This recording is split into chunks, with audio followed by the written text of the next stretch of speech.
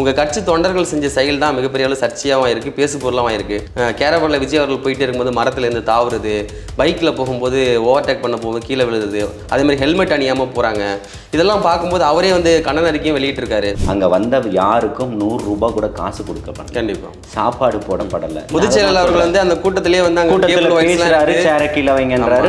யாரும் கேட்க மாட்டாங்க. ஒரு ஆர்வத்தில் நடக்கக்கூடிய விஷயங்கள் தான். களத்துக்கே வரலன்னு சொன்னீங்க தளபதி, ஒரு களத்துக்கு வந்துட்டாரு, எங்களுக்கு வந்து இட்னு போறதாயா பிரச்சனையே அப்படின்ற மாதிரிலாம் சொல்றாரு. அந்த இடத்துல இருந்து குதிக்கிறான் அந்த பையனா, அது தவறான ஒரு விஷயம் தான். அதையுமே ஏத்துக்கல கட்சியோ தலைமையோ ஏத்துக்கல. மக்களே வந்து விஜய்க்கு ஓட்டு போட்டு நம்ம அது மாதிரி கொண்டு போய் நினைச்சா கூட இங்க உள்ள இவங்க பண்ற அளப்பறையை பார்க்கும்போது இவங்க நம்பி நம்ம எப்படி வாக்கு செலுத்துறது? இவங்களுக்கு ஒரு எம்எல்ஏ இருக்கும்போது நம்ம எப்படி நம்பி வாக்கு செலுத்த முடியும்? இது வந்து ஒரு ஆர்வத்துல செய்யக்கூடிய விஷயம் தானே தவிர்த்து ஒரு அதிகாரத்துல பண்ணக்கூடிய ஒரு விஷயங்கள் இல்ல. அடுத்த கட்டமா நீங்க மதுரை போகும்போது மரம் இல்லாத இடம், கரண்ட் கம்பி இல்லாத இடமா பார்த்து போகணும் அப்படின்ற மாதிரிலாம் வெளியாகுது தகவல்லாம். அவங்களுக்கு அனுமதி இல்லைன்றது நல்லாவே தெரியும். இருந்தாலும் அவரை போய் பார்க்கணும், நிச்சயமா பார்க்கணும்.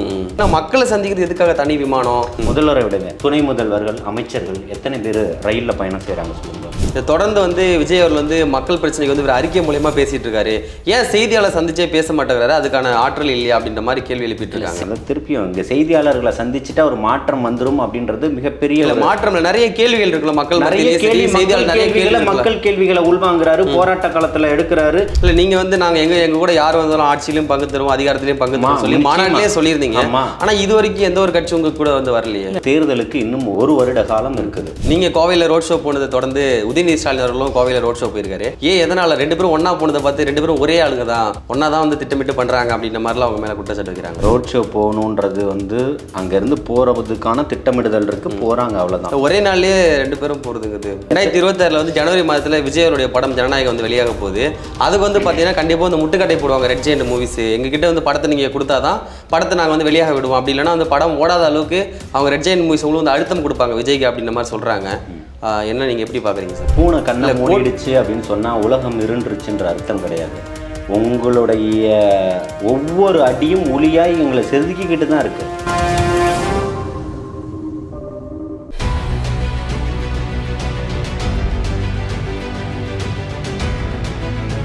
கிளவுட் கம்ப்யூட்டிங் மற்றும் டெவாப்ஸில் முழுமையாக தேர்ச்சி பெற ஆர்வம் உள்ளவரா நீங்கள்? இந்தியாவிலேயே முதல் முறையாக இகாஸ் கிளவுட் 1-to-1 மற்றும் குழு முறையிலும் அனுபவம் மிக்க பயிற்சியாளர்களால் ஆன்லைன் வழியாக வகுப்புகளை வழங்குகிறது. தினசரி மற்றும் வாராந்திர பயிற்சி வகுப்புகள் மூலம் கிளவுட் மற்றும் டெவாப்ஸ் சான்றிதழ்களை பெறலாம். மேலும் தொடர்பு கொள்ள www.ecoscloud.com என்ற இணையதளத்தில் பார்வையிடுங்கள். உலகெங்கும் வாழக்கூடிய தமிழ் சொந்தங்கள் அனைவருக்கும் வணக்கம். இன்றைய நேர்காணல் நம்மோடு இணைந்திருப்பவர் தமிழக வெற்றி கழகத்தினுடைய ஆதரவாளர் திரு ஜலீல் அவர்கள். வணக்கம் அண்ணா. வாழ்த்துக்கள். எப்படி இருக்கீங்க? நலம். ஓகேங்கண்ணா. 4 நாட்கள் முன்னாடி பார்த்தீங்கன்னா கோவையில் பூத் கமிட்டி கூட்டம்ன்றது நடைபெற்றிருந்தது. நீங்களும் கூட பார்த்துருப்பீங்க, போயிருக்கூட வாய்ப்பு இருக்குது. அந்த கூட்டம்ன்றது எந்த மாதிரி கொண்டு போனீங்க? எந்த மாதிரி மற்ற கட்சிகளோட கம்பேர் பண்ணும்போது புதிதாக பூத் கமிட்டி எந்த மாதிரி உருவாக்க போகிறீங்க? ஒரு பூத்துக்கு எவ்வளோ ஆளுகள் நியமிக்க போகிறீங்க? அந்த கூட்டத்தை நீங்கள் எப்படி பார்க்குறீங்க? அதாவது மற்ற கட்சியை போல அப்படின்னு சொல்லும்போது ஒரு அடிப்படையான ஒரு கட்டமைப்புன்றது தேவைப்படுது. கண்டிப்பாக. அதற்கான வந்து எல்லா கட்சிகளுமே இது வரைக்கும் ஆண்ட கட்சிகள் உங்கள்கிட்ட பூத் கமிட்டிக்கு ஆள் இருக்காங்களா, ஆள் போட்டுட்டீங்களா, மாவட்ட செயலாளரே இன்னும் போடலை, ஒன்றிய செயலாளரையே குற்றச்சாட்டு இப்படின்ற ஒரு குற்றச்சாட்டுகள் இருக்கும். நான் என்ன சொல்கிறேன்னா, களத்தில் என்னத்தை எதிர்கொள்ள போகிறோம் அப்படின்றத தான் வந்து மக்கள் பார்க்கணுமே தவிர இன்னொரு கட்சியிலேருந்து உங்கள் கட்சியில் என்ன பிரச்சனை, எங்கள் கட்சியில் ஆள் இல்லைன்னா இவர் வந்து ஆள் சேர்த்து விட போகிற வேலை பார்க்க போகிறது கிடையாது. அதனால் ஒரு குறைகளை சொல்லிக்கிட்டு இருந்தால் இந்த கட்சிக்கு அப்படின்னு சொல்லக்கூடிய அப்போ இங்கே ஒரு கட்டமைப்புகள் இருக்குது. இதை தான் பண்ணணும், முதல்ல இதை தான் முடிக்கணும், இதை தான் செய்யணும்னு சொல்லிட்டு தொடர்ச்சியாக அவங்க என்ன ஒரு ஸ்ட்ரக்சரை உருவாக்குனாங்களோ அந்த கட்டமைப்பிலே தான் தொடர்ச்சியாக அவர்களுடைய பயணம் வந்து போய்கிட்டு இருக்கு. இல்லை, ஏன் அதை கோவையிலேருந்து ஆரம்பிச்சிங்க? இல்லை, ஒவ்வொரு இடத்துலையுமே நடத்திக்கிட்டு தான் இருக்கிறாங்க. அதாவது இப்போ அடுத்து வந்து மதுரை, திருச்சி இப்படி போக தான், தென் மாவட்டங்கள் இப்படி போக தான் போகுது. சரி, இங்கே ஏன் ஆரம்பிக்கக்கூடாதுன்னு ஏதாவது இருக்கான்றது இல்லை. விக்கிரவாண்டியில் ஏன் மாநாடு போட்டிங்க அப்படின்ற அந்த மாதிரி இங்கே ஏன் பண்ணக்கூடாது அப்படின்றதெல்லாம் எதுவுமே கிடையாது. எல்லா இடத்துலையுமே கட்சிக்கு உறுப்பினர்கள் இருக்காங்க, தொண்டர்கள் இருக்காங்க.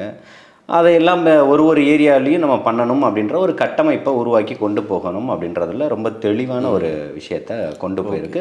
அடிப்படையான ஒரு விஷயத்த பூர்த்தி செஞ்சுருக்குது அப்படின்றத நம்ம பார்க்கறதுக்கு முன்னாடி இதற்கு முன்னாடி ஆண்ட கட்சிகள் மிரண்டு போயிருக்காங்கன்றதுக்கு ரொம்ப நிறையவே கோவையை மிரள விட்டீங்கன்னு தான் சொல்லலாம். இப்போ எல்லா கட்சிகளும் வந்து கூட்டம் போடுவாங்க, மாநாடு நடத்துவாங்க, அவங்களுடைய கூட்டங்களை பொதுக்குழு செயற்கை கூட்டங்கள்லாம் கூட்டுவாங்க, இது தவறு கிடையாது.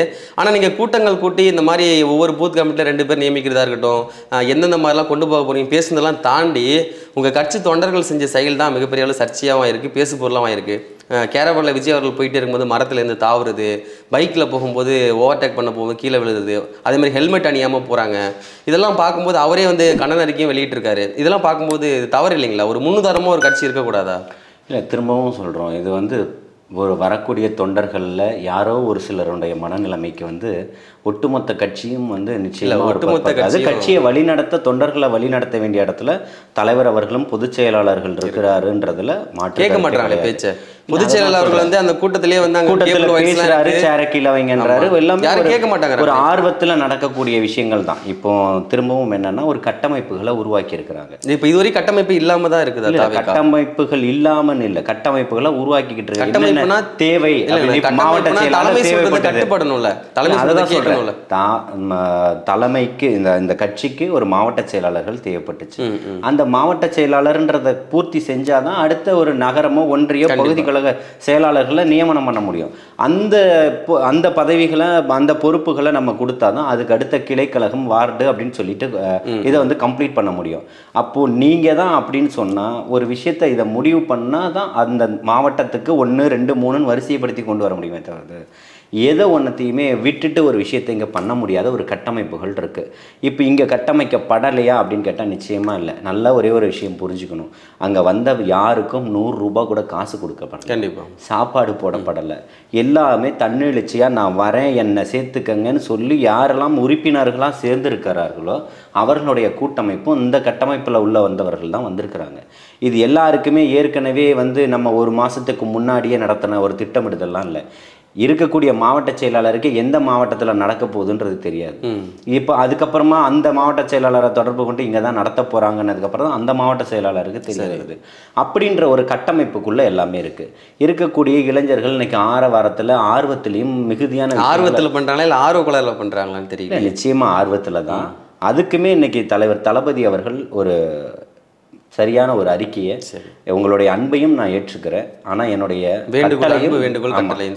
வேண்டுகோளாகவும் அன்பாகவும் கட்டளையாகவுமே இடுறேன் அப்படின்றது தெளிவான ஒரு விளக்கத்தை சொல்லியிருக்கேன். ஏற்கனவே மாநாட்டிலே அப்படி தான் வந்து இந்த மாதிரிலாம் தலைக்கவசம் அணியாமலாம் வராதிங்கன்னு சொல்லி எப்போதுமே வந்து பார்த்தீங்கன்னா ஒரு இடத்துல ஒரு கூட்டம் நடக்குது அப்படின்னு சொன்னால் அது பொதுக்குழுவாகட்டும், ஒரு இந்த இவர்களுடைய மாநாடாகட்டும், எதுவாக இருந்தாலுமே பொதுச் செயலாளர் கால் பண்ணுவார், நீ போய் ரீச் ஆகிட்டு எனக்கு கால் பண்ணுண்டா அப்படின்வார். அவங்க எல்லாருக்குமே வந்து அப்படி பார்த்தீங்கன்னா அது வந்து ஒரு அன்பு கட்டளை தான். ஏன்னா இவர் தூங்க மாட்டார் அவங்க போய் சேர்ற வரைக்கும். நாளைக்கு காலையில் அவர் தலைவரை போய் பார்க்கும்போது எல்லா பசங்களும் நல்லபடியாக போய் சேர்ந்தாங்கன்ற பதில் அவர் சொல்லணும். அங்கே ஏதோ ஒரு சங்கடங்கள் நடந்தாலும் அது அவருக்கே கூட. அதாவது முதல் நாள் வந்து ஒரு பேரிகார்டில் ஏறுறதுக்கு முற்படுறாரு, ஆனால் அந்த இடத்துல இருந்த ஒரு கம்பி கிழிச்சு தன்னோட தொடையில் வந்து பார்த்திங்கன்னா ஒரு காயம் ஏற்பட்டுருது பொதுச் செயலாளருக்கு. ஆனால் அதை பொருட்படுத்தாமல் அதை வந்து அந்த நிகழ்வை முடிக்கிற வரைக்கும் என்னவோ அதை முடிச்சுட்டு மருத்துவமனைக்கு போகிறாரு, சிகிச்சை எடுத்துகிட்டு வராரு. அந்த மாதிரி இந்த தன்னுடைய ஒரு வயதையோ அல்லது பதவியவோ காரணமாக வச்சுக்கிட்டு நான் இங்கே உட்காந்துக்கிட்டு உங்களை வேலை இல்லை கடுமையாக உழைக்கிறார் தான், உண்மையாக செய்வேன், உங்களை வேலை வாங்குவேன்னு சொல்லக்கூடிய ஒரு பொதுச் செயலாளர். இருந்தாலும் அவர் சொல்கிறார் களத்துக்கே வரலன்னு சொன்னீங்க தளபதி, ஒரு களத்துக்கு வந்துட்டாரு, எங்களுக்கு வந்து இட்னு போகிறதாயா பிரச்சனையே அப்படின்ற மாதிரிலாம் சொல்கிறாரு. இப்போ அந்த அளவுக்கு வந்து ஒரு பாதுகாப்பு குறைபாடு இருக்கா அவருக்கு? பாதுகாப்பு குறைபாடுகள் அப்படின்றது இன்னைக்கு இருக்கக்கூடிய தொண்டர்கள் வழிநடுக எவ்வளவு ஒரு உற்சாகமான ஒரு ஆரவாரத்தை கொடுக்குறாங்க. எல்லாருக்குமே இருந்திருக்கு சார். இல்லை எல்லாருக்கும் மறுக்கலை, விஜயகாந்த் அவர்களுக்கும் கூட்டம் திரும்பவும் சொல்கிறேன், இதை மறுக்கலை. ஏதோ ஒரு அசம்பாவிதங்களோ இல்லை ஒரு விஷக்கிருமிகளோ ஏதோ ஒரு சின்ன செயலை யதார்த்தமாக ஒரு விஷயத்தை செய்யும் போது அது ஒரு மிகப்பெரிய ஒரு சலசலப்பை உண்டாக்கிடும், ஒரு பதட்டத்தை உண்டாக்கிடும். இப்போ நீங்கள் பார்க்குறீங்க, பல ஆயிரக்கணக்கான பேர் அந்த விமான நிலையத்தில் குழுமி இருக்கான். ஆமாம். ஆனால் யாரோ ஒருத்தர் செய்யக்கூடிய ஒரு அசம்பாவித செயல் அந்த இடத்த திக்குமுக்காட வைக்குமா இல்லையா? அதுக்கு பொறுப்பேற்றுக்கக்கூடிய வகையிலும் ஒரு சூழல், அதுக்கு தான் ஒரு கட்டுப்பாடு வேணும், ஒரு கட்டமைப்பு வேணும். அதுதான் அந்த கட்டமைப்புகளையும் இப்போ உருவாக்கிக்கிட்டு இருக்காங்க. தொடர்ச்சியாக பொறுப்பாளர்கள் இன்னும் ஒரு வாரத்தில் பார்த்தீங்கன்னா நிறைய மாற்றங்கள், நிறைய அறிக்கைகள், பொறுப்பாளர்கள் எல்லாமே வெளிவரும். அந்த வெளிவரக்கூடிய விஷயங்கள்ல எல்லாத்தையுமே தெளிவாக இருக்கும். எல்லாத்துக்குமே போடுறாங்க. பயிலரங்கங்கள் இப்போ தொடர்ச்சியாக எல்லா இடத்துலையுமே நடக்க ஆரம்பிச்சிருச்சு. ஒரு கட்டமைப்புகள் வந்து உருவாகிக்கிட்டு இருக்குது. அவ்வளோ பேர் இருந்தாலும் பெருசாக சொல்லக்கூடிய அளவு ஒருத்தர் அந்த இடத்துல இருந்து குதிக்கிறான் அந்த பையனா, அது தவறான ஒரு விஷயம்தான். அதையுமே ஏற்றுக்கல கட்சியோ தலைமையோ ஏற்றுக்கல. கண்டிக்கிறீங்க, அறிக்கை விட்டு நிச்சயமா கண்டிக்கிறோம். அது தவறான செயல் தான். நம்ம கூட இருக்கிறவங்க நீங்க கண்டிச்சாலுமே ஆனால் மறுபடியும் அந்த தவறத்தை அவங்க பண்ணிக்கிட்டே இருக்காங்களே.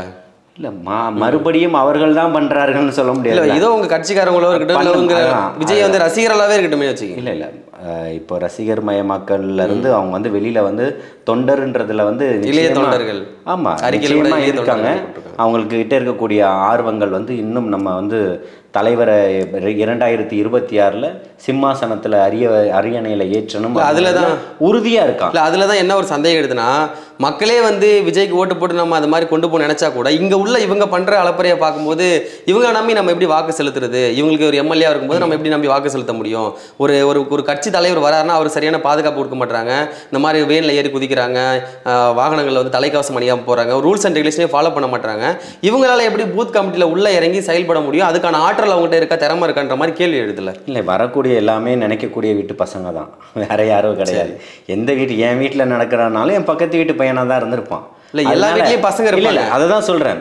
அவன் வந்து ஒரு தவறான ஒரு செயலை செய்யும் போது அந்த விஷயங்கள் வந்து கூர்மையாக கவனிக்கப்படும். சரி, இது எல்லாம் யதார்த்தமான ஒரு செயல்கள் தான். இவங்களால மக்களுக்காக பாதிப்பா அப்படின்னு கேட்டா நிச்சயமா இல்லை. அவனுக்கான பாதிப்பு அது ஓகே.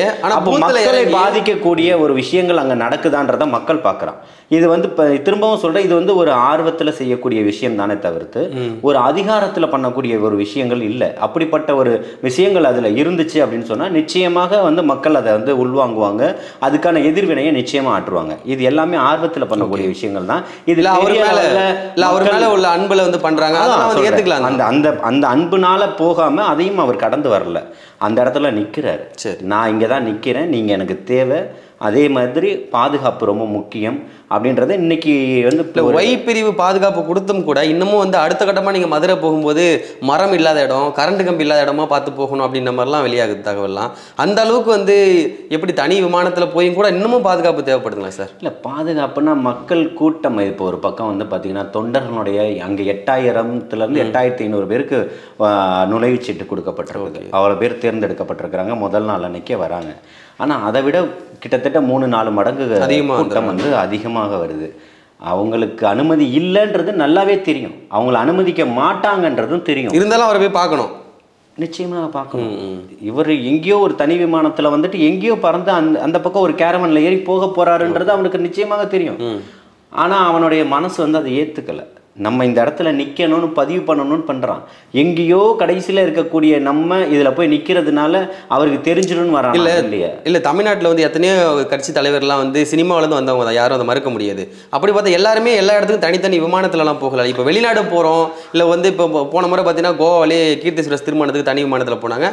அதை வந்து பெரிதளவு விமர்சனம் பண்ணாங்க, ஆனால் நம்ம அதை பண்ண போகிறது கிடையாது. அது வந்து பரவாயில்ல, அவர் இதை போயிட்டு வந்தாங்க. ஆனால் இந்த முறை பார்த்தீங்கன்னா மக்களை சந்திக்கிறது எதுக்காக தனி விமானம், இதெல்லாம் எதுக்காக பண்ணுறாரு அப்படின்ற மாதிரி சொல்கிறேன்னா, மக்களை சந்திக்கிறதுக்கு தனி விமானத்தில் வந்து சந்திக்கிறாரா இல்லையான்றதான் நீங்கள் சந்திக்கிறாரு. ஏன் இப்படி வரணும், நாளைக்கு ஏன் நீங்கள் வரல? காமராஜர் முழுக்க மக்களோட ரயில்ல தான் பயணமே செஞ்சிருக்கிறார். மக்களோட மக்களாக இறங்குற அளவுக்கு அந்த ஒரு இது இல்லையா? நான் என்ன கேட்குறேன்னா, இன்னைக்கு இங்கே இருக்கக்கூடிய முதல்வர் சமீப காலத்தில் கடந்த ஒரு 20 ஆண்டுகளில் எத்தனை முறை ரயிலில் பயணம் செஞ்சிருக்காரு? முதல்வரை விடுங்க, துணை முதல்வர்கள், அமைச்சர்கள் எத்தனை பேர் ரயிலில் பயணம் செய்கிறாங்க சொல்லுங்க பார்ப்போம். அப்படி இருக்கும்போது இப்பவும் சொல்கிறேன், ஒரு நெருக்கடியான ஒரு சூழலை ஏற்படுத்திடக்கூடாதுன்றதை நினைக்கிறாரு. பாதுகாப்பு தேவைன்னு நினைக்கிறாரு.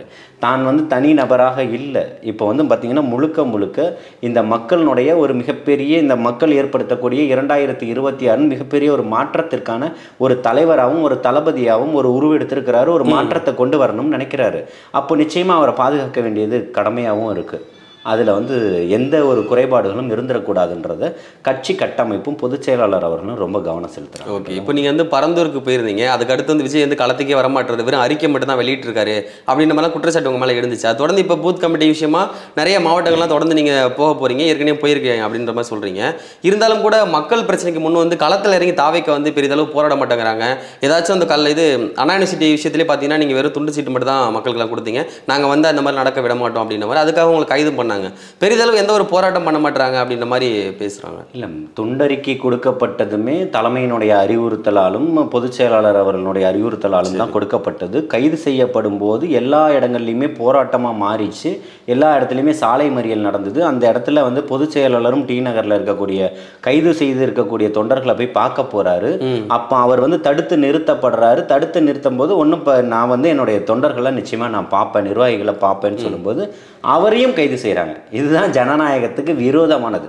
போராடினவர்களை சந்திக்கிறதுக்கு எல்லா சிறைப்படுத்துறாங்க, வழக்கு போடுறாங்க, அவர் இது நடந்துட்டு தானே இருக்கு. இல்லை, அதுதான் சொல்கிறேன் நான். அதாவது போராட்டங்கள் நான் எத்தனையோ போராட்டங்களில் பங்கெடுத்திருக்கிறேன். 2017 இருந்து எவ்வளோ வழக்குகள் போடப்பட்டிருக்குது, எத்தனையோ போராட்டங்களில் பங்கெடுத்து ஜல்லிக்கட்டுலேருந்து. ஆமாம், அதுக்கு முன்னாடியிலேருந்து இதே பகுதியில் இப்போ இந்த இங்கே இருக்கக்கூடிய அண்ணா நகர் பகுதியில் இந்த சுற்று வட்டாரத்தில் மதுக்கடை இருக்காது. அதுக்கு 2008 நான் போராட்டம் பண்ணி மூடியிருக்கேன்.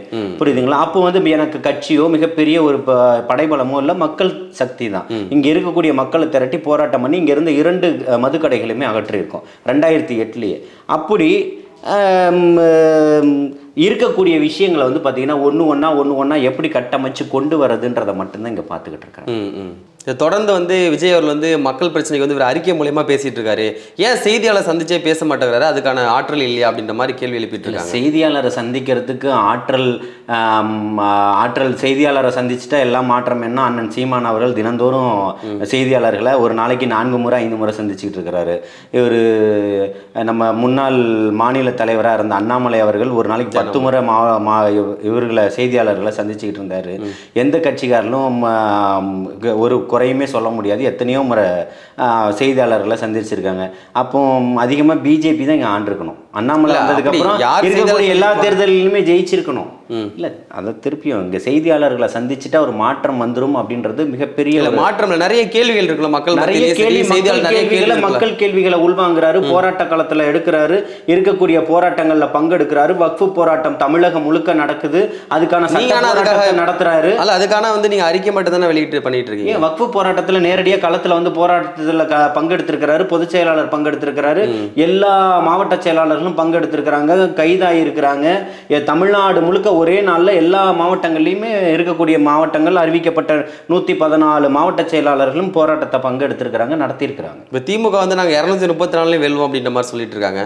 அதை எதிர்த்து உங்களால் களமாட முடியும்னு நினைக்கிறீங்களா? இல்லை, திரும்பவும் சொல்கிறோம், உங்களுக்கு சரியாக நினைவு இருக்கும்னு நினைக்கிறேன். ஏறத்தாழ ஒரு 50 to 60 நாட்களுக்கு முன்னாடி SV சேகர் அவர்களை ஒரு மேடையில் வச்சுக்கிட்டு முதல்வர் அவர்கள் ஒரு பேச்சு ஒன்று பேசினார். நீங்கள் கேட்டதை நான் வந்து செஞ்சு தந்துட்டேன், இந்த தெருக்கு உங்கள் அப்பா பேரை வச்சுட்டேன். ஆமாம், நான் கேட்டதை நீங்கள் பண்ணணும், நீங்கள் திமுக பிரச்சாரம் பண்ணணும் சொன்னார். ஞாபகம் இருக்குமா? SV சேகர் யார் அப்படின்றத முழுக்க தோலுரித்து காட்டப்பட்டது இந்த திமுக தான். இன்னைக்கு அதே ஒரு SV சேகர் மிக பிரம்மாண்டமான ஒரு மிகப்பெரிய ஒரு தியாகி கிடையாது, உள்ள ஒரு பாரம்பரியமான ஒரு அரசியல் குடும்பத்திலேருந்து வந்தவர் கிடையாது. ஒரு நாடக நடிகனை தாண்டி அவன்கிட்ட என்ன ஒரு இருக்குது, இந்த சமூகத்துக்காக என்ன போராட்டத்தை முன்னெடுத்திருக்கிறாரு, எத்தனை முறை கைதாயிருக்கிறாரு, என்ன மிகப்பெரிய ஒரு ஆற்றல் மிக்க கருத்தை சொல்லிட்டாருன்னு நான் கேட்குறேன். அப்போ உங்களுடைய திராவிட மாடல் எந்த நிலைமையில் இருக்குது? அப்போ இன்னைக்கு அதுக்காக தான் இன்னைக்கு எல்லாருமே உங்களை அடித்து துவைக்கிறாங்க. இன்னைக்கு அதில் மாற்றம் இல்லாமல் போயிடுச்சு. மாற்றம் வேணும்னு உங்களை கொண்டு வந்தாங்க. அந்த அம்மா மீது 100 கோடி ரூபாய் ஊழல் வழக்கு போடப்பட்ட பிறகும் திருப்பியும் அதே அதிமுகவை தான் அந்த மக்கள் தேர்ந்தெடுத்தாங்க, உங்களை தேர்ந்தெடுக்கல. ஆனால் இங்க ஒரு மிகப்பெரிய ஆளுமை இல்லை, 10 ஆண்டுகள் நீங்க ஆட்சியிலும் அதிகாரத்திலும் இல்லை, வரக்கூடிய காலகட்டங்களில் நீங்க நல்ல பண்ணுவீங்க, உண்மையிலேயே நீங்க சொல்றது மாதிரி ஒரு விடியலுக்கான அரசா இது இருக்கும் அப்படின்றத நம்பி வந்தான். நீங்க விடியலுக்கானவர்களா என்ன நடந்துக்கிட்டீங்க? இல்லை நீங்கள் வந்து நாங்கள் எங்கள் கூட யார் வந்தாலும் ஆட்சியிலையும் பங்கு தருவோம், அதிகாரத்திலையும் பங்கு தருவோம் சொல்லி மாநாட்டிலே சொல்லியிருந்தீங்க. ஆனால் இது வரைக்கும் எந்த ஒரு கட்சி உங்களுக்கு கூட வந்து வரலையே. இல்லை, திரும்ப சொல்ற தேர்தலுக்கு இன்னும் ஒரு வருட காலம் இருக்குது. அதை நம்ம ஒத்துக்க தான் செய்யணும். சரி, வருவாங்கன்றீங்களா? நிச்சயமாக மிகப்பெரிய பெரிய கட்சியெல்லாம் தங்களுடைய கூட்டணி நிலைப்பாடெல்லாம் அறிவித்து அவங்க களத்தில் இறங்கி போயிட்டு இருக்காங்க. அதான் திரும்பவும் சொல்கிறேன், அப்படிப்பட்ட அறிக்கைகளாக இருந்தால் அண்ணன் திருமாவர்கள் பதட்டத்தோட ஒரு அறிக்கையை ஒரு வாரத்துக்கு முன்னாடி விட்டுருக்க தேவையில்லையே. அந்த அறிக்கை தேவையே இல்லையே. எதற்காக அண்ணன் திருமாவர்கள் விட்டார்? சரி, புரியுதுங்களா? இப்பவும் சொல்கிறேன், இப்போ திருமா தான் உங்களோட திருமாவை கூட்டணி வைக்கிறது தான் உங்களுடைய இலக்கா இருக்கா? அப்படியெல்லாம் இல்லை. அதாவது கருத்துகள் முரண்பட்டாலும் எதிரியை வீழ்த்தணும்னு ஒரு சனாதனத்தை நோக்கி போகிறவனுடைய பின்னாடி போகும்போது யார் சனாதனத்தை எதிர்க்கக்கூடியவர்கள் யார் கூட வேணாலும் நாங்கள் கைகோர்ப்பதற்கு தமிழக வெற்றி கழகம் நிச்சயமாக தயாராக தான் இருக்கும். அதே போல் இந்த மண்ணுக்காகவும் மக்களையும் யார் நேசிக்கிறானோ அவனோட கூட்டணி வைக்கிறதுல எந்த தவறுமே இங்கே இல்லை. அதுக்காக பிஜேபி வந்துடும், பிஜேபியோட நாங்கள் சேர்ந்துருவோன்றது இல்லை. கடுமையாக எதிர்க்கிறதே அவர்களை தான் எதிர்க்கிறாங்க. அதிமுக கேட்கல, கடைசி வரைக்கும் கேட்கல, இன்னைக்கும் கேட்கல. அதிமுக திருப்பியும் நான் கொண்டு வந்த வடையை கீழே போட்டு திருப்பியும் அந்த காக்கா மாதிரி அங்கேருந்து பறந்து போயிடுச்சு. திருப்பியும் பிஜேபி பக்கம் போய் உட்காந்துருச்சு. ஏன் அது அங்கே போனது உங்களுக்கு பொறுக்கலையா? அங்கே ஏன் கூட்டணி வைக்கிறதுக்கு விமர்சனம் பண்ணுறீங்க? கூட்டணி வைக்கிறதுக்கு விமர்சனம் பண்ணலை, நாங்கள் அவர்களை ஒரு பொருட்டாவே எடுத்து பேசலன்றோம். அது உங்களுக்கு புரியுதா இல்லையான்னு கேட்குறோம். அவங்க 60 சீட்டு 70 சீட்டு பாதி சீட்டு இவ்வளோ சீட்டு இத்தனை கோடி, இதற்காக ஆரம்பிக்கப்பட்ட கட்சி அல்ல தமிழக வெற்றி கழகம். சரி, இந்த மக்களுக்கான மாற்றத்தையும் ஒரு மாற்று அரசியல் சக்தியை உருவாக்கணுன்றதுக்காக கொண்டு வரப்பட்டது தான் இந்த தமிழக வெற்றி கழகம். அப்படிப்பட்ட பாதையில் தான் பயணம் செஞ்சுக்கிட்டு இருக்கு. அதுக்காக நிறைய விமர்சனங்களை சந்திச்சது. அதையெல்லாம் தாண்டி இன்னைக்கு கடந்து பயணத்தை வெற்றிகரமாக கொண்டு போயிட்டு. நீங்கள் கோவையில் ரோட் ஷோ போனதை தொடர்ந்து உதயநிதி ஸ்டாலின் அவர்களும் கோவையில் ரோட் ஷோ போயிருக்காரு. எதனால் 2 பேரும் ஒன்றா போனதை பார்த்து 2 பேரும் ஒரே ஆளுங்க தான், ஒன்றா தான் வந்து திட்டமிட்டு பண்ணுறாங்க அப்படின்ற மாதிரிலாம் அவங்க மேலே குற்றச்சாட்டு வைக்கிறாங்க? இல்லை, இப்போ திரும்பவும் சொல்கிறேன், அதாவது ரோட் ஷோ போகணுன்றது அங்கேருந்து போகிறதுக்கான திட்டமிடுதல் இருக்குது, போகிறாங்க, அவ்வளோதான். ஒரே நாள்லேயே 2 பேரும் போகிறதுங்கிறது இதாவது மாநாடுன்றது ஒரு கல்லூரியை முடிவு பண்ணி அங்கே இது பண்ணி வேலைகள் நடந்துக்கிட்டு இருக்குன்னு இந்த இடத்துல வரப்போகுதுன்றத செய்திகள் 1 மாதத்துக்கு முன்னாடியே எல்லா செய்திகளும் வெளியிட்டாங்க. எத்தனாம் தேதி நடக்க போகுது, 26 27 கோவையில் மண்டல பூத் கமிட்டி மாநாடு நடக்க போகுதுன்றத தெளிவாக எல்லா இதுவும் சொல்லிட்டாங்க. ஆனால் அதையே தாண்டியும் நான் வருவேன் அப்படின்றது என்னோட ஸ்ட்ரென்த்தை நீ பார்க்குறியான்றதுக்கு. ஆனால் காற்றுல கரைஞ்சி போன கற்பூரம் மாதிரி ஆயிடுச்சா இல்லையா? அது யாருக்கான அசிங்கம் இது? இல்லை, இவங்க விஜய்க்கு வந்த கூட்டம் உதயநிதிக்கு வரலன்னு சொல்கிறீங்களா? இல்லை, செயற்கைக்கும் இயற்கைக்கும் உள்ள காசு கொடுத்து கூட்டுறாங்கன்னு கேட்குறேன். இல்லை, காசு கொடுத்து கூட்டம் கூட்டுறாங்கன்னு சொல்கிறீங்களா? இல்லை, வேற எப்படி நீங்கள் கூட்டம் கூட்டுவீங்க? உங்களுக்கு என்ன கூட்டம் இருக்குது இன்னைக்கு வரைக்கும்? 2 கோடி உறுப்பினர் இன்னைக்கு வரைக்கும் நான் என்ன கேட்குறேன், 2 கோடி உறுப்பினராக நான் ஏற்றுக்கிறேன். என்ன, நீங்கள் உங்களுடைய 2 கோடி உறுப்பினர் நான் ஏற்றுக்கிறேன். எங்கேயாவது ஒரு இடத்துல எந்த மகளிர் குழுவையும் கூட்டாமல் நாங்கள் இங்கே கூட்டம் நடத்தணும்னு ஒரு கூட்டத்தை தமிழ்நாடு முழுக்க சொல்லுங்கள், தமிழ்நாடு முழுக்க சொல்லுங்கள், நான் ஏற்றுக்கொள்ள தயாராக இருக்கேன். நீங்கள் எங்கே ஒரு பொதுக்கூட்டத்தை தான் சொல்கிறேன், பொதுக்கூட்டம் நடத்தினாலும் நீங்கள் மகளிர் குழுக்கள் யார் யார் வச்சுருக்காங்களோ அவங்களுக்குலாம் ஒரே மாதிரி சேலைகளை வாங்கி கொடுத்து அவர்கள்லாம் இப்போ சமீபத்தில் அக்கா கனிமொழி அவர்கள் கோவை போனாங்க, தெரியுமா தெரியாது? அந்த கோவையிலையுமே அதே சம்பவம் தான். இந்த குழுக்களுக்கு ஒரு நிறத்தில் வண்ணத்தில் சேலை, அவங்களெல்லாம் தனித்தனியாக கொடுத்து அவங்களெல்லாம் நிற்க வச்சு ஃபோட்டோ ஷூட் எடுத்துகிட்டு வர்றது தான் வேலை. அவங்க சேலை வாங்கி கட்டிக்கிட்டு போன அத்தனை பேர் இவர்களுக்கு ஓட்டு போட்டுருவாங்கன்னு நினைக்கிறீங்க? அவர்களுக்கெல்லாம் நேற்று முந்தா நாள் நம்ம திங்கட்கிழமை அன்னைக்கு ஒருத்தர் ஒரு திமுகவில் அந்த மாவட்டத்தில் மாவட்ட நிர்வாகியாக இருக்கக்கூடியவர்கள் அதுலேருந்து விலகிறாரு. அவங்கள்ட்ட பேசிக்கிட்டு இருக்கும்போது கிடச்சிது. ஓகே, இங்கே இப்போ உதயநிதி வந்திருக்கிறாரு, எல்லாருக்கும் 200 ரூபாய் வேன் அனுப்பிச்சிருக்கிறாங்க, ஒரு வண்டிக்கு 25 பேர் கூட்டிகிட்டு வரணும், சாப்பாடு இது சாயந்தரம்ன்றதுனால சாப்பாடு தர மாட்டாங்க, அவங்க 300 ரூபாய் கொடுப்பாங்க, ஆனால் இவங்க 100 ரூபாய் எடுத்துகிட்டு எங்களுக்கு 200 ரூபாய் கொடுத்துருவாங்க அப்படின்னு மகளிர் அமைப்பை சேர்ந்தவங்க ஓப்பன் ஸ்டேட்மெண்ட் கொடுக்குறாங்க. ஓகே, புரியுதுங்களா? இன்னும் ஆதாரமாக வேணால் நேராக அடுத்த வாரத்தில் ஆளையே உட்கார வச்சு உங்களை பேட்டி எடுக்க வச்சுருவேன். புரியுதுங்களா? இது எல்லாம் நடந்துக்கிட்டு இருக்கிறது உண்மை. அதனால தான் சொன்னேன், இயற்கைக்கும் செயற்கைக்கும் உள்ள வித்தியாசம் தெரியலையான்றதை கேட்குறேன். இது தன்னெழுச்சியாக வந்திருக்க கூட்டம். காசுக்காகவோ பணத்துக்காகவோ குடிக்காகவோ உணவுக்காகவோ வந்த கூட்டம் இல்லை. தன்னுடைய உயிரையும் பணயம் வைக்கிறான்றது தெரிஞ்சுதான் இன்னைக்கான அறிக்கையை தளபதி அவர்கள் கொடுத்திருக்கிறார். அந்த மாற்றம் வேணும்னு நினைக்கிறாரு, உன்னை மாற்றணும்னு நினைக்கிறாரு. அவர் தான் இந்த மண்ணினுடைய தலைவராக பார்க்குற மக்கள். இப்போ கோவையை தொடர்ந்து மதுரைக்கு வராங்க விஜய் அவர்கள். மதுரையிலையும் வந்து கோவையில் நடந்த மாதிரி நடக்குமா, இல்லை உங்களோட கட்சி தொண்டர்கள் உங்களோட அறிவுறுத்தலை கேட்டு அன்பு வேண்டுகோள் அன்பு கட்டளைகளை ஏற்று வந்து அவங்க சரியான முறையில் செயல்பட நினைக்கிறீங்களா? நிச்சயமாக தலைவர் தளபதி அவர்களுடைய வேண்டுகோளை ஏற்று அவர் நம்பலாமா உள்வாங்கி இல்லை நம்பலாம் ஆகணும். புரியுதுங்களா? இன்னைக்கு என்ன இருக்கோ அதுதான் நான் பேச முடியும் இல்லையா? அப்போ நிச்சயமாக ஒவ்வொரு முறையை தான் சொல்கிறீங்க. மாநாட்டிலேருந்து பார்த்தா மாநாட்டுக்கு கிட்ட நாங்களுமே வந்திருந்தோம். நாங்களுமே உண்மையிலே படாத பாடு போட்டோம். எவ்வளோ மாநாடு போயிருக்கோம், அந்த மாதிரி உண்மையிலே கஷ்டப்பட்டதில்லை. 8 கிலோமீட்டர் நடந்து விடுங்க, அது ஏதோ அந்த மாதிரி ஆயிடுச்சு. ஆனால் இந்த முறை கோவையில் நடந்ததை விட தாண்டி மதுரையில் நடக்கும் அப்படின்ற மாதிரி நிறைய வந்து கேள்வியெல்லாம் எழுந்துட்டு இருக்கு. 75 ஆண்டுகளினுடைய ஆணி வேற புடுங்கிறதுக்கு கஷ்டப்பட தான் செய்யணும்னு சொல்கிறோம். 54 கஷ்டப்படுறது வேற, தொண்டர்கள்லாம் சேர்ந்து தலைவரை கஷ்டப்படுத்துறதுன்னு ஒன்று இருக்குல்ல. இல்லை, திரும்பவும் சொல்கிறோம், தொண்டர்கள் அதாவது 8 கிலோமீட்டருக்கு முன்னாடி போக்குவரத்து நிறுத்தப்பட்டுதா இல்லையா? எவ்வளோ பெரிய கூட்டம் கட்டமைக்கப்படுதுன்றது உளவுத்துறைக்கு தெரியாமல் இருக்குதா? அப்போ தகுந்த பாதுகாப்பை யார் கொடுத்துருக்கணும்? தகுந்த இதை யார் ஒதுக்கி இருக்கணும்? இங்கே இல்லை, உடனடியாக நாங்கள் இன்னும் தரல. அதாவது ஒரு மாற்றாண்டாயினுடைய மனப்போக்கில் தான் பார்த்துக்கிட்டு இருந்தது. இங்கே ஒரு மாநாடு நடக்க போகுதுன்னா அதுக்கான அதிகாரத்தை அவங்க முறைப்படியான ஒரு அனுமதியை கேட்குறாங்க, கொடுத்துட்டு இப்படி பண்ணிக்கங்கன்னு ஒரு ஸ்ட்ரக்சரை நீங்களாக கொடுத்துருக்குறோம், ஒரு வரைபடத்தை. அதை விட்டுட்டு நீங்கள் வந்து இதை எப்படியெல்லாம் ஒடுக்கணுன்றதுனால தானே நீங்கள் பார்த்தீங்க. அங்கே நிறுத்துங்க, டோலில் நிறுத்துங்க, டிராஃபிக் ஜாம் ஆகுதா, போக்குவரத்தை தடை பண்ணிருந்தீங்கன்னா இன்னும் எத்தனையோ வாகனங்கள் அணிவகுத்து வந்து தான் இருக்கும். நீங்கள் போக்குவரத்தை சீர் பண்ணலை. அப்போ மக்கள்கிட்ட ஒரு கெட்ட பெயரை ஏற்படுத்தணும்னா எப்படி கெட்ட பெயரை ஏற்படுத்தணும்? போக்குவரத்து நெரிசலை உண்டு பண்ணணும். அப்போ அந்த போக்குவரத்து நெரிசலை உண்டு பண்ணுறீங்க. ஒரு தேசிய சாலையை மூடி பார்த்துருக்கீங்களா? அப்போ ஒரு 8 கிலோமீட்டருக்கு தேசிய சாலையை மூடுறீங்கன்னா மக்கள் எவ்வளோ அவதிப்பட்டிருப்பாங்க. இதுக்கும் கட்சி என்ன சம்மந்தம் இருக்குது? கட்சி எல்லா பக்கமும் இடங்களை வாடகைக்கு எடுத்து நிலங்களில் வாகனங்களில் நிறுத்துங்கன்னு சொல்லுது. அப்போ அந்த இடத்துல வேற என்ன பண்ணணும்? அதுக்கான தீர்வை நீங்கள் தானே கொடுத்துருக்கணும். இப்போ பூத் கமிட்டியில் பேசும்போது விஜய் அவர்கள் வந்து பார்த்தீங்கன்னா ஒன்றும் பெருசாக பேச மாட்டேங்கிறாரு.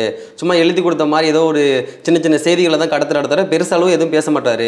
அந்த அளவுக்கு அரசியல் வந்து இன்னும் தெரியாமல் தான் இருக்காரு, இன்னும் கற்றுக்க போகிறாரு அப்படின்ற மாதிரி நிறைய பேசிட்டு இருக்காங்க. எங்ககிட்ட என்ன இல்லை, உண்மை இருக்குது, நேர்மை இருக்குது, கரைப்படியாத இது இருக்குது, களம் ரெடியாக இருக்குது, எல்லாரும் ஏறி கலக்குங்கன்ற மாதிரி வெறும் டைலாக தான் பேசிட்டு தவிர அறிவுபூர்வமாகவும் அரசியல் ரீதியாக எதுவும் பேச மாட்டேங்கிறாரு சொல்லி இன்னும் குற்றச்சாட்டு எழுப்பிட்டு இருக்காங்க. இல்லை, இருக்கிறது அது குற்றச்சாட்டு எழுப்பினவங்க அரங்கத்துக்குள்ளே இருந்தவங்களா அரங்கத்துக்கு வெளியில் இருந்தவர்களான்னு தான் ஒரே ஒரு கேள்வி. சரிங்களா? உள்ள டிபேட்டில் பேசுகிறவங்களும் சரி நிறைய பேர். அதான் நான் என்ன சொல்கிறேன்னா, உள்ளே இருந்தவர்கள் யாரும் இந்த கேள்வியை வைக்கல. உள்ளே இருந்தவங்கெல்லாம் கட்சி தொண்டர்கள் சார், அவங்க வைக்க மாட்டாங்களே. அவர்களுக்கு தான் பேசுகிறாரு அந்த பேச்சு. இந்த பேச்சை வந்து ஜலீலுக்காகவோ விக்ரமுக்காகவோ அவர் பேசல. சரி, அந்த பேச்சு யாருக்கான பேச்சுன்னா அவர்களுக்கான பேச்சு. இல்லை, அவங்களுக்காக பேசினாலும் கூட போய் நீங்கள் மக்களை போய் சந்திங்க, அவங்ககிட்ட பேசுங்க, உங்களோட குறை என்னன்னு கேளுங்க, அதெல்லாம் நாங்கள் செஞ்சு தரேன்னு சொல்லுங்கள், அதெல்லாம் பார்த்து அவங்க நமக்கு வாக்கு செலுத்துவாங்கன்னு சொல்கிறாரு. பட் ஒரு தலைவர் வந்து மக்களை போய் நேரடியாக எல்லாரும் வீட்டு போய் சந்திக்காமல் தொண்டர்களை போய் நீங்கள் சந்திங்க அப்படின்னு சொல்கிறது சரியான ஒரு நிலைப்பாடா? இல்லை, நான் இப்போ என்ன கேட்குறேன்னா, இங்கே இருக்கக்கூடிய இந்த பகுதியினுடைய எம்எல்ஏ சட்டமன்ற உறுப்பினர் வீடு வீடாக வந்திருக்கிறாரான்னு கேளுங்க. இல்லை, எந்த பகுதியில் இருக்கக்கூடிய மக்கள் இல்லை அவங்க செய்யலாம், நம்மளே செய்ய மாட்டோம். நான் சொல்றது சாத்தியம் இல்லாத ஒன்னை ஏன் சொல்றீங்கன்னு கேட்கிறேன். இப்போ மக்களை போய் சந்திக்க சாத்தியமே இல்லையா? மக்களை நல்லா புரிஞ்சுக்கணும். வீடு வீடா தலைவர் போய் சந்திக்கணும்ன்றது எப்படி சாத்தியமாகும்? தொகுதி காட்சம் போலாம். 234 தொகுதிக்கும் நிச்சயமாக போறாரு. இன்னும் சுற்றுப்பயண அறிக்கையே வரலையே உங்களுக்கு. இப்போதைக்கு பூத் கமிட்டி தான் தேர்தல் வேலையை முடுக்கி விடுறாரு. இப்ப வந்திருக்க கூட்டத்தினுடைய வேலையை நல்லா புரிஞ்சுக்கணும். அந்த மண்டலம் ஒட்டுமொத்த மண்டலத்தையும் கூப்பிட்டு நடத்தல. மண்டலத்துல இருக்கக்கூடிய பூத் கமிட்டி நிர்வாகிகளுக்கான மாநாடு தான். அங்கே இருக்கக்கூடிய மாவட்ட செயலாளர்களையும் நகர செயலாளர்களையும் கிளைக்கழக செயலாளர்களையும் இருக்கக்கூடிய மாவட்ட நிர்வாகிகளையும் யாரும் உள்ள அனுப்பலை. உங்கள் கிளையில் யார் பூத் கமிட்டியை பார்க்குறாங்களோ அவர்கள் மட்டும்தான் உள்ளே போயிருக்க முடியும், அனுமதிக்கப்பட்டிருப்பாங்க. நீங்கள் ஒன்றிய செயலாளர்ன்றதுனால உங்களை அனுப்பிச்சிருக்க மாட்டாங்க. அவர்களுக்கு தான் 8500 பேருக்கு நுழைவுச்சீட்டு கொடுத்துருக்கிறாரு பொதுச் செயலாளர் அவர்கள் தான் வரணுன்ற அனுமதியை கொடுத்துருக்குறாங்க. அப்படி வெளிப்படையா உண்மையா யாரை வச்சு நடத்தணுமோ அப்படிதான் நடத்தியிருக்கு. எங்களுக்கு ஆள் வேணும், இன்னைக்கு இங்கே நடத்தியாச்சு, நாளைக்கு அங்கே போடுறோம் சர்க்கஸ், இந்த கூடாரத்தை காலி பண்ணி அங்கே கொண்டு வந்து நடத்துன்ற வேலை தமிழக வெற்றி கழகத்துக்கு இல்லை. இன்னைக்கு அந்த சூழல் திமுகவுக்கு இருக்கு. முதல்வர் வராரு, அரசாங்க பஸ்ஸை எடுத்துக்கிறாங்க, எல்லாரையும் ஏற்றிட்டு கொண்டு வந்து நடு ரோட்டில் நிற்க வச்சிடறாங்க. அவங்க வந்து நின்று 3 மணி நேரம் 4 மணி நேரத்துக்கு அப்புறம் இவர் வந்துட்டு கார் இப்படி கடந்து போன உடனே அடுத்த நிமிஷம் மக்கள் கார் போகிறதுக்கு முன்னாடியே போயிடுறாங்க. அதான் மக்கள் கடக்க ஆரம்பிச்சிடுறாங்க. இது எல்லாம் நாடகம் திட்டமிடப்பட்டதுன்றது இன்னைக்கு மக்கள் புரிஞ்சுக்கிட்டான். அவங்களுக்கு தெரியுது 200 ரூபாய்க்காக தான் வரும், இன்னைக்கு சாப்பாடு வாங்கி தரான், 100 நாள் வேலை திட்டத்துக்கு போக முடியாதவங்க போயிருந்தால் 100 ரூபாய் கிடச்சிருக்கும், இங்கே போனால் 200 ரூபாய் கிடைக்கும் அப்படின்றத எல்லாமே தெரிஞ்சு தான் வராங்க. யாரும் தெரியாமலாம் வரல. இவர்கள் வந்து நிற்க உடனே இவர்கள் நேராக காரில் கடந்து போன உடனே இப்போ 2000 வந்து 26 மிகப்பெரிய ஒரு மாற்றத்தை கொண்டு வருவோன்னு இவங்க பேசிக்கிட்டு இவங்க ரோட் ஷோ எல்லா ஊர்லேயும் நான் மாற்றிட்டேன், 3வது முறையும் நான் அரியணை ஏறிட்டேன்னு சொன்னவருக்கு தமிழ்நாட்டு மக்கள் எப்படிப்பட்ட ஒரு பாடத்தை கற்றுக் கொடுத்துருக்காங்கன்றது தெரியுமா இல்லையா? அப்படி நீங்கள் போகிற ரோட் ஷோலாம் நீங்கள் ஷோவாக ஏற்படுத்தி நடத்திட்டு போனீங்க, ஃபார்முலா ஷோ நடத்துனீங்க, வான் சாகசம் நடத்துனீங்க, எல்லாம் ஷோவாயிடுச்சா? ஓகே. 2026 வந்து ஜனவரி மாதத்தில் விஜயருடைய படம் ஜனநாயகம் வந்து வெளியாக போகுது. அதுக்கு வந்து பார்த்தீங்கன்னா கண்டிப்பாக வந்து முட்டுக்கட்டை போடுவாங்க ரெட் ஜெயண்ட் மூவிஸ். எங்ககிட்ட வந்து படத்தை நீங்கள் கொடுத்தா தான் படத்தை நாங்கள் வந்து வெளியாக விடுவோம், அப்படி இல்லைன்னா அந்த படம் ஓடாத அளவுக்கு அவங்க ரெட் ஜெயண்ட் மூவிஸ் உங்களுக்கு வந்து அழுத்தம் கொடுப்பாங்க விஜய்க்கு அப்படின்ற மாதிரி சொல்கிறாங்க. என்ன நீங்கள் எப்படி பார்க்குறீங்க சார் அது? இல்லை, திருப்பியும் சொல்கிறேன், அதாவது பூனை கண்ணை மூடிடுச்சு அப்படின்னு சொன்னால் உலகம் இருண்டுருச்சுன்ற அர்த்தம் கிடையாது. உங்களுடைய ஒவ்வொரு அடியும் ஒளியாய் எங்களை செதுக்கிக்கிட்டு தான் இருக்குது. கடைசி படம் விஜய் படம் ஓடலை அப்படின்றது காமிக்கிறதுக்காகவே இது மாதிரி பண்ணுவாங்கன்னு சொல்கிறாங்க. நீங்கள் அதான் சொல்கிறேன், அதாவது என் கண்ணை மூடிக்கிட்ட உடனே இப்போ உலகம் இருண்டுருச்சு, இல்லை பூனை கண்ணை மூடிடுச்சுன்னா உலகம் இருண்டுருச்சுன்றத ஒரு பெரிய பிம்பத்தை 2 கையை வச்சு மறைச்சிடலாம்ன்றதெல்லாம் கற்பனைக்கு தான். இப்போ அங்கே இருக்கக்கூடிய எத்தனையோ ஃபோட்டோ ஷூட்டில் பார்த்துருக்கோம். தாஜ்மஹால் எங்கேயோ இருக்கும், இங்கே உட்காந்துட்டு கையை இப்படி வச்சுருப்பாங்க, அங்கேருந்து ஒரு ஃபோட்டோகிராஃபர் எடுத்திருப்பார் தாஜ்மஹால் தன்னுடைய கையில் இருக்கிற மாதிரி. கற்பனையாக தான் பார்த்துக்கணும். நீங்கள் அப்படி நினச்சிக்கிட்டிங்கன்னா அதை விட உங்களை விட ஆக முட்டால். அப்போ இத்தனை ஆண்டுகள் நீங்கள் திராவிடம் பேசியும் பிரயோஜனம் இல்லை, தமிழ் தேசியம் பேசியும் பிரயோஜனம் இல்லை. அப்போது இந்த பெரியார் சொன்னதும் இந்த அண்ணாவோட வார்த்தெடுத்த கட்சியும் திமுக தலைவர் வார்த்தெடுத்த கட்சியும் இன்னைக்கு காணாமல் போச்சு. உங்களுக்கு மண்டைக்குள்ளே அறிவு இல்லைன்னு அர்த்தம். அப்போது நீங்கள் பண பலத்தை வச்சு எல்லாத்தையும் முடைக்கிடலாம் அடக்கிடலாம் நினச்சிங்கன்னா 2026 மிகப்பெரிய ஒரு மாற்றத்தை தரப்போகிறானே. அப்போ நீங்கள் அதை எதை கொண்டு வந்து அடக்க போகிறீங்க?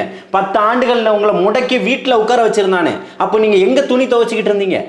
இன்னைக்கு வரிசையாக எல்லா அமைச்சர்களையும் இன்னைக்கு பட்டியலிட்டு தூக்கி உள்ளே போட போகிறானே. அப்போ நீங்கள் எந்த பண பலத்தை வச்சு நீங்கள் இதெல்லாம் மடக்கிற போகிறீங்க? ஒரு படத்தை நீங்கள் அடக்கிறதுனாலையோ ஒடுக்கிறதுனாலையோ தமிழக மக்களுடைய மனநிலையை ஒருபோதும் மாற்றிட முடியாது. அதுவும் மிகப்பெரிய பேசும் பொருளாக தான் மாறும், மிகப்பெரிய பேசும் பொருளாக மாறும். இந்த தமிழகத்திலையும் மக்களுடைய மனநிலையை மிகப்பெரிய ஒரு மாற்றத்தையும் தாக்கத்தையும் ஏற்படுத்தும். உங்களுடைய அதிகார துஷ்பிரயோகம் 2026 ஜனவரியில் நடந்தால் அதே மார்ச்சில் ஏப்ரலில் நீங்கள் உங்களை தூக்கி எறியப்படுவீங்க. அப்போ உங்களுடைய வேலை எந்த படமும் இல்லை. உங்களால் வீட்டுக்குள்ளே உட்காந்து மட்டும்தான் படம் பார்க்க முடியும். உங்களால் வியாபாரம் செய்ய முடியாது. மக்களுக்கானவர்களாக நீங்கள் இருக்க முடியாது. இதை மட்டும்தான் நீங்கள் உங்கள் கையாள முடியுமா? ஒரு ஜனநாயகனை நீங்கள் அடக்கிட்டீங்கன்னா ஒட்டுமொத்த ஜனநாயகம் உங்களை அடக்கும். அதில் மாற்று கருத்தே இல்லை. உங்களை நேரத்தை ஒதுக்கி நிறைய தகவலை பகிர்ந்ததற்கு மிக்க மகிழ்ச்சி. நன்றி சார். வாழ்த்துக்கள். சாட்டை எடுத்து நாட்டை திருத்து இளம் தலைமுறை.